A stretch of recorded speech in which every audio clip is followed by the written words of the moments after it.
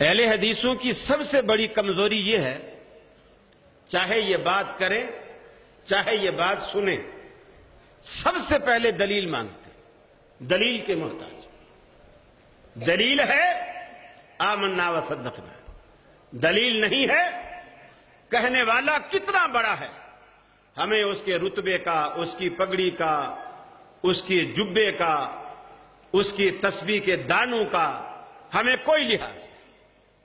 بات اگر قرآن و سنت سے ہے وہ ہماری بات، کہنے والا کوئی بھی ہو اور کہنے والا ہمارا بھی ہو، اور بات قرآن و سنت سے باہر ہو، وہ ہماری بات نہیں ہے۔ میں بالکل سچی بات بتاؤں، کراچی میں ایک صاحب اسی بات پہ اہل حدیث ہوئے، جمعے کے ایک خطبے میں نے کہا کہ ایک کتاب ہے جو انڈیا میں چھپی، اس کا نام ایضاح الادلہ ہے، اور اتنا عرصہ ہو گیا انڈیا سے چھپی اور اب تک چھپتی آ رہی ہے، اور کراچی میں بھی آرام باغ پہ دیوبند کے بڑے بڑے مکتبے ہیں، وہاں بھی وہ کتاب چھپ رہی ہے۔ تو میں نے کہا اس کتاب میں ایک آیت غلط کوٹ ہوئی، اور وہ آیت قرآن مجید میں نہیں ہے۔ فَإِن تَنَازَعْتُمْ فِي شَيْءٍ فَرُدُّوهُ إِلَى اللَّهِ وَالرَّسُولِ وَإِلَىٰ أُولِي الْأَمْرِ مِنكُمْ، یہ ایک اضافہ ہو گیا، عمدن ہوا، سہون ہوا، بھولے سے ہوا، غلطی سے ہوا، جیسے بھی ہوا ہو گیا۔ اہل حدیثوں نے اپنی نشستوں میں، محفلوں میں اس کو اٹھایا، اس بات کو اچھالا، لیکن وہ آیت جو کی تو آج تک موجود ہے، اور وہ کتاب آج تک چھپ رہی، کئی ایڈیشن چھپ چکے ہیں اسی غلطی کے ساتھ، لیکن کسی کو درستگی کا جو ہے اس کی توفیق نہیں ہوئی۔ ایک صاحب نے جمعے کے بعد کھڑے ہو گئے، شور مچا دیا مسجد کے اندر کہ جی آپ دوسرے علماء پر اس طرح طعن و تشنیع کرتے رہتے ہیں، آپ اپنی کوئی ایک مثال دیں، اپنی جماعت کی کوئی ایک مثال دیں کہ آپ کے کسی عالم نے کوئی غلط بات کہی ہو اور دوسرے عالم نے کہا ہو کہ یہ بات غلط ہے۔ یہ تو لحاظ سارے کرتے ہیں۔ میں نے کہا نہیں، یہ بات نہیں ہے۔ میں نے مثال دی، صادق سیال کوٹی رحمت اللہ علیہ کی کتاب ہے صلاۃ الرسول، صادق سیال کوٹی رحمت اللہ علیہ کی کتاب ہے صلاۃ الرسول، تقریباً ہر اہل حدیث کے گھر میں موجود ہے۔ کوئی نیا ساتھی بھی آتا ہے، ہم سے پوچھتا ہے مجھے نماز کے مسائل معلوم نہیں ہیں تو مجھے کوئی مشورہ دے، میں کون سی کتاب پڑھوں؟ تو ہم آسانی سے اسے کہہ دیتے ہیں کہ تو صلاۃ الرسول لے لے، اس کو پڑھ لے، تیرے بہت سارے مسائل حل ہو جائیں۔ اس کے بعد ایک اور صاحب آئے، اہل حدیث، وہ سعودیہ سے پڑھ کے آئے، وہ کچھ زیادہ محقق تھے، ان کے پاس تحقیقات زیادہ تھی، غالباً مولانا عبد الرؤوف ان کا نام ہے۔ انہوں نے بھی صلاۃ الرسول کے نام سے ایک دوسری کتاب لکھی، اور صلاۃ الرسول کے جو مسائل ہیں اس کو انہوں نے الگ سے بیان کر کے، اور اس میں جو کمزوریاں جہاں جہاں یعنی فنی اعتبار سے حدیث میں کہاں ضعف ہے، کہاں یہ بات درست نہیں کہی گئی، اس نے ساری نشاندہی کی اور آپریشن کر کے رکھ دیا کہ یہ سیال کوٹی صاحب نے یہاں ان سے صاحب ہوا، یہاں ان سے سہل ہوا۔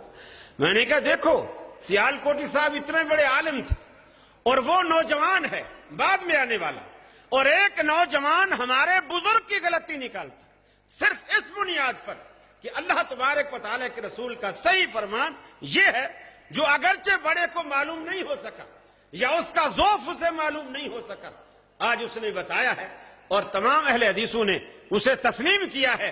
یہ نہیں کہا کہ چونکہ ہمارا بڑا لکھ گیا ہے پہلے لکھ، یہ ہمارا بنیادی فرق ہے۔ وہ یہ بات سنتے ہی اس نے کہا یہ کتاب موجود ہے؟ میں نے کہا موجود ہے، اور اتفاق سے مسجد کی لائبریری میں دونوں کتابیں موجود تھیں، میں نے دکھائی، الحمدللہ وہ شخص اہل حدیث ہوا صرف اسی بات پر۔ تو یہ اللہ رب العالمین نے اہل حدیث کو اتنا بڑا یہ امتیاز عطا کیا ہے جو کسی بھی مسلک اور کسی بھی جماعت کے پاس نہیں ہے۔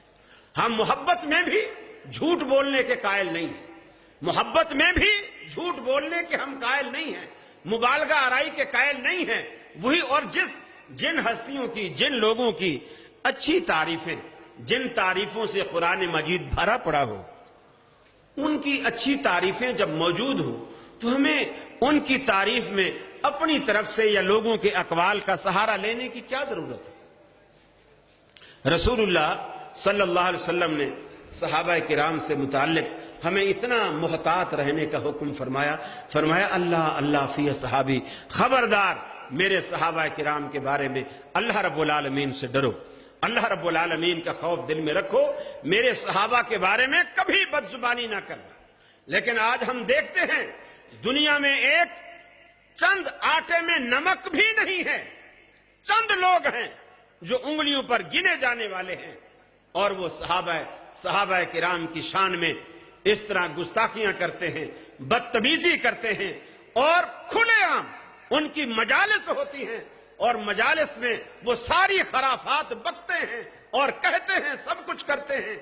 لیکن اللہ رب العالمین کے پیغمبر نے فرمایا من ابغضہم فببغضی ابغضہم ومن احبہم فبحبی احبہم، خبردار جن لوگوں نے ان سے بغض رکھا انہوں نے گویا مجھ سے بغض رکھا، اور جنہوں نے ان سے محبت رکھی انہوں نے گویا مجھ سے محبت رکھی۔ لہذا صحابہ کرام کی محبت رسول اللہ صلی اللہ علیہ وسلم کی محبت کی علامت ہے، اس لیے کہ صحابہ کرام نے رسول اللہ صلی اللہ علیہ وسلم کے حلیے کو، آپ کے افعال کو، آپ کے اقوال کو، آپ کے اقوال کو اپنے کانوں سے سنا، آپ کے اعمال کو اپنی آنکھوں سے دیکھا، اور انہوں نے جو مناظر دیکھے وہ مناظر ہمارے سامنے صحابہ کرام نے بیان کیے۔ آج ہم دین رسول اللہ صلی اللہ علیہ وسلم کا لے رہے ہیں، لیکن بیچ میں پہلا واسطہ، پہلی کڑی صحابہ کرام کی ہے کہ صحابہ کرام نے اور اس دین کو اتنا محفوظ فرمایا، اتنا محفوظ فرمایا، اور اللہ تبارک و تعالیٰ نے ان کی زندگیاں محفوظ فرما دی، اور نہ صرف زندگیاں محفوظ فرمائیں بلکہ محدثین کے ذریعے اللہ نے ایسے اصول مرتب کرائے جن اصولوں کی روشنی میں آج کوئی صحابی ایسا نہیں جس پر کوئی مسلمان جرح کر سکے، کوئی صحابی ایسا نہیں، وہ بڑے سے بڑے صحابی سے لے کر چھوٹے سے چھوٹے صحابی تک کوئی صحابی ایسا نہیں، پہلے ایمان لانے والے سے لے کر آخر میں ایمان لانے والے تک کوئی صحابی ایسا نہیں جس پر کوئی محدث جرح کرتا۔ جرح صحابہ کرام کے بعد شروع ہوتی، صحابہ کرام سارے کے سارے وہ عدالت میں ہیں، وہ سارے کے سارے سچے ہیں، وہ سارے سچے ہیں، وہ کھڑے ہیں، وہ ایماندار ہیں، وہ خاص کر عام زندگی میں تو دور درکنار رسول اللہ صلی اللہ علیہ وسلم کی ذات پر وہ جھوٹ بولے، یہ مسلمان کبھی سوچ بھی نہیں سکتے۔ بلکہ حضرت عمر رضی اللہ تعالیٰ عنہ نے ایک موقع پر سختی کی، ابو موسیٰ اشعری رضی اللہ تعالیٰ عنہ غالباً مجھے تھوڑا یاد پڑتا ہے، یا ابو موسیٰ اشعری تھے یا حضرت ابو سعید خدری رضی اللہ تعالیٰ عنہ تھے، ان دونوں میں سے کوئی ایک صحابی تھے۔ حضرت عمر فاروق رضی اللہ تعالیٰ عنہ کی محفل میں آئے، آپ کچھ کام کر رہے ہیں، اور انہوں نے آ کر کے سلام کیا، حضرت عمر نے جواب نہیں دیا، چپ رہے، یعنی توجہ سنائی دے رہی ہے آواز لیکن توجہ نہیں ہے اس طرف۔ حضرت ابو موسیٰ اشعری رضی اللہ تعالیٰ عنہ نے دوبارہ سلام کیا، وہ چپ رہے، سیبارہ سلام کیا، سلام کر کے جب جواب نہیں آیا چلے گئے۔ عمر فاروق رضی اللہ تعالیٰ عنہ نے تھوڑی دیر بعد جب کام سے فارغ ہوئے تو یاد آیا کہ ابو موسیٰ آئے تھے اور وہاں یہ کچھ بات ایسی کر رہے تھے، تو صحابہ سے پوچھا کہ وہ آئے تھے اور کہاں چلے گئے؟ کہا کہ آئے تھے، انہوں نے سلام کیا، آپ نے جواب نہیں دیا، چلے گئے، بلاؤ ان کو۔ بلایا گیا، جب بلایا گیا تو کہا ابو موسیٰ تو آیا تھا اور سلام کیا تھا اور پھر چلا بھی گیا اور محفل میں بیٹھا ہی نہیں۔ انہوں نے کہا میں نے رسول اللہ صلی اللہ علیہ وسلم سے سنا ہے، آپ نے فرمایا تھا جب کسی کے پاس جاؤ اسے سلام کرو، 1 مرتبہ، 2 مرتبہ، 3 مرتبہ، اگر وہ تیسری مرتبہ پر بھی جواب نہیں دیتا تو پھر واپس چلے جاؤ، اس کے معنی یہ ہے اس کو تمہارا بیٹھنا منظور نہیں ہے اور تم واپس چلے جاؤ۔ میں تو رسول اللہ صلی اللہ علیہ وسلم کے فرمان کے مطابق واپس چلا گیا۔ حضرت عمر نے کہا یہ اللہ تبارک و تعالیٰ کے رسول کی حدیث ہے، یعنی مجھے معلوم نہیں ہے، یہ حدیث ہے؟ کہا ہاں یہ حدیث ہے۔ کہا گواہ لاؤ۔ وہ پریشان ہو گئے، میں اب گواہ کہاں سے لاؤں؟ اب میں گواہ لاتا پھروں، ہو سکتا ہے جس طرح آج حضرت عمر بھول گئے ہیں اس حدیث کو، کوئی اور صحابی بھی بھول گیا ہو، میں گواہ کہاں سے لا؟ پریشان ہو گئے۔ لیکن حضرت عمر کا حکم ہے، گواہ لانا ہے۔ مسجد نبوی میں گئے، ابی بن کعب رضی اللہ تعالی عنہ وہاں موجود ہیں۔ انہوں نے دیکھا اور کہا کہ ابو موسیٰ کیوں پریشان ہو؟ کہا کہ میں نے اس طرح معاملہ کیا ہے، حضرت عمر نے مجھ سے حدیث مانگی ہے اور میں پریشان ہوں، وہ حدیث پر گواہ مانگا ہے، میں نے حدیث انہیں سنائی ہے، انہوں نے گواہ مانگا ہے۔ حضرت ابی بن کعب نے کہا میں گواہی دوں گا۔ جب نماز کا وقت ہوا، حضرت عمر مسجد میں آئے۔ حضرت ابی بن کعب رضی اللہ تعالیٰ عنہ کو اتنا غصہ ہے، ناراضگی کی وجہ سے امیر المومنین بھی نہیں کہتے، یہ نہیں کہتے یا امیر المومنین، بلکہ کہتے ہیں قال یا عمر، اے عمر لا تکن لاصحاب رسول اللہ صلی اللہ علیہ وسلم عذابا، اللہ کے رسول کے صحابہ کے لیے تو عذاب نہ بن، تو مصیبت نہ بن۔ وہ تجھے اللہ کے رسول کی حدیث سناتے ہیں اور تو صحابہ سے کہتا ہے گواہی لاؤ۔ صحابی سے بہتر اور گواہ کون ہو سکتا ہے؟ جب ایک صحابی تجھے گواہی دیتا ہے کہ میں نے اللہ کے رسول سے یہ بات سنی ہے، تو پھر تو صحابی سے کہتا ہے کہ گواہ لا۔ تو صحابہ کرام کی عدالت یہ ایک مسلمہ چیز ہے، اس کا انکار کوئی نہیں کر سکتا۔ اور اللہ نے کیا بیان فرمایا؟ فرمایا محمد الرسول اللہ۔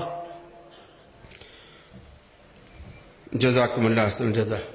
یہ جو میں ابو موسیٰ اشعری رضی اللہ تعالی عنہ کا ذکر کر رہا تھا، یہ ابو سعید خدری، میں نے 2 نام ذکر کیے تھے، مجھے مغالطہ تھا، پیچھے سے میرے محسنین نے میری اصلاح فرمائی، اور جس نے بھی اصلاح فرمائی اللہ اس کے علم میں عمر میں برکت فرمائی، اضافہ فرمائے۔ جزاکم اللہ احسن الجزا۔ آپ بھی اپنی اصلاح فرما لیں، وہ حضرت ابو سعید خدری رضی اللہ تعالی عنہ۔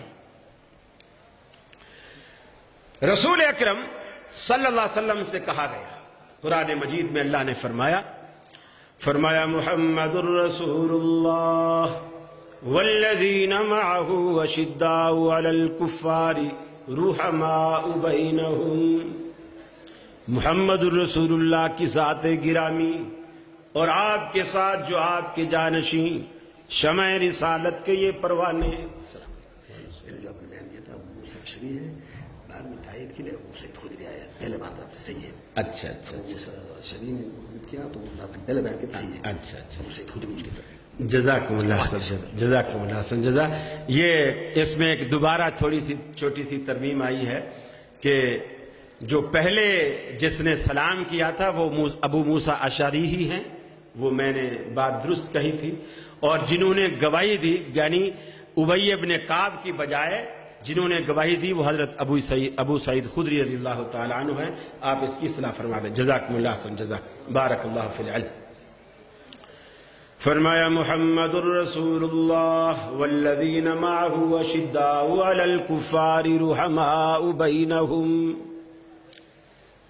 محمد الرسول اللہ صلی اللہ علیہ وسلم کی ذات گرامی، آپ کے ساتھ ایمان لانے والے شمع رسالت کے یہ پروانے، ان کا ایک وصف یہ ہے اشداء علی الکفار رحماء بینہم، کفار کے لیے سیسا پلائی دیوار، کفار کے لیے چٹان بن جانے والے، اور آپس میں انتہائی ریشم و کمخاب سے بھی نرم ہو جانے والے صحابہ کرام کی یہ جماعت، اشداء علی الکفار رحماء بینہم، آپس میں انتہائی شیر و شکر ہو جانے والے۔ جس طرح چینی دودھ میں گھل جائے تو پھر آپ چینی کو تلاش کرتے پھریں، آپ کو نظر نہیں آتی، یکجان ہو جاتی ہے۔ صحابہ کرام کی باہم وہ محبت، وہ الفت اللہ رب العالمین نے ایسے پیدا فرما دی تھی، جب بھائی بنتے تھے تو پھر فرق نہیں رکھتے تھے، پھر جیسے آپ دودھ اور چینی کو جدا نہیں کر سکتے، اسی طرح ساری عمر آپ صدیق عمر کو بھی جدا نہیں کر سکیں گے۔ رب العالمین نے ایسی محبت پیدا فرما دی۔ یبتغون فضلا من اللہ ورضوانا، فرمایا اللہ رب العالمین کی رضا، اللہ رب العالمین کا فضل تلاش کرنے والے۔ کوئی مارکیٹوں میں جاتا ہے، کوئی منڈیوں میں جاتا ہے، کوئی روکڑا تلاش کرتا ہے، کوئی پیسہ تلاش کرتا ہے، کوئی فلوس تیار کرتا ہے، کوئی ریال اور درہم و دینار تلاش کرتا ہے، لیکن صحابہ کرام مسجدوں میں آتے ہیں، میدان جہاد میں اترتے ہیں، مجالس میں آتے ہیں، ایک ہی چیز جہاں جاتے ہیں ایک ہی چیز تلاش کرتے ہیں، یبتغون فضلا من اللہ ورضوانا، اللہ رب العالمین کی رضا چاہتے ہیں، اللہ رب العالمین کا فضل تلاش کرتے ہیں، دوسری اور تیسری کوئی بات نہیں چاہتے، ہر وقت رب العالمین کا فضل ان کو مطلوب اور مقصود ہوتا ہے۔ آج دنیا میں بھی سجدے کرتا ہوں، آپ بھی سجدے کرتے ہیں، یہ معشومہ کے سجدے، دنیا ان کی تعریفیں کرتی ہے، دنیا ان کی شہادتیں اور گواہیاں دیتی ہے۔ آپ سجدے کریں گے، مسجد کا مؤذن گواہی دے گا کہ میرے ساتھ نماز پڑھی تھی، امام گواہی دے گا میرے پیچھے نماز پڑھی تھی، شہر والے گواہی دیں گے ہم اکٹھے مسجد میں گئے تھے، میرے ساتھ اس نے نماز پڑھی تھی۔ لیکن قربان جائیے صحابہ کرام کے سجدوں پر، قربان جائیے صحابہ کرام کے سجدوں پر، اللہ رب العالمین عرش معلیٰ سے ان کے سجدوں کی گواہی